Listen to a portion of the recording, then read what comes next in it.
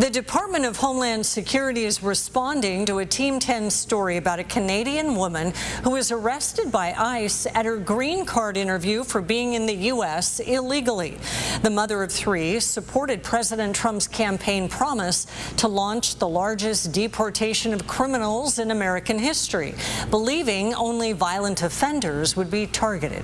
She says her parents brought her to the United States from Toronto when she was just a little girl. The U.S. is my country, you know.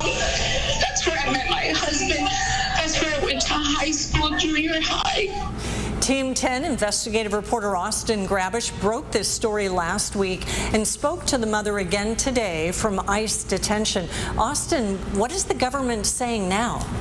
Kimberly, this story is getting a lot of attention from people online with a range of views. Now, the Department of Homeland Security is defending the arrest of Cynthia Olivera, saying she chose to ignore the law.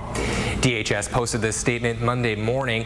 It says Olivera was previously deported and chose to ignore our laws and illegally re-entered the country.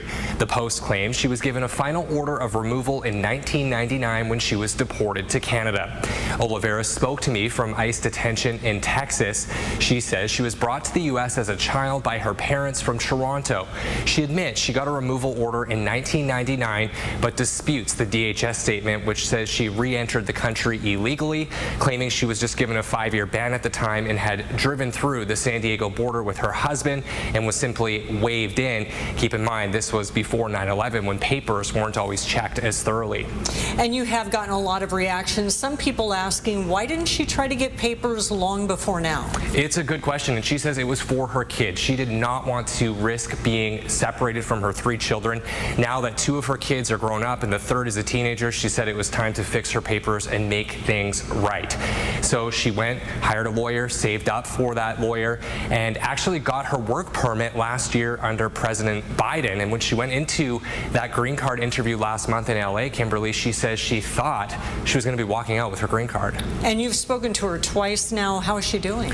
Look, she says conditions inside are rough. She says the food is terrible and she is desperate to get out of custody. She tells me that actually after her story aired last week, the Canadian consulate called her for the first time, and she believes her case is now being looked at more closely. The mother told me she's most concerned about her teenage daughter who's still at home, and she wants everyone tonight, Kimberly, to know that it's not just criminals in detention. She says there are doctors, lawyers, even engineers being held for immigration violations just in her unit. And she said despite her arrest, she loves the U.S. and it's the only country she knows. Kimberly? Follow through indeed. I know you've stayed with this story from the beginning. Thank you for the update, Austin. Thank you, Kim.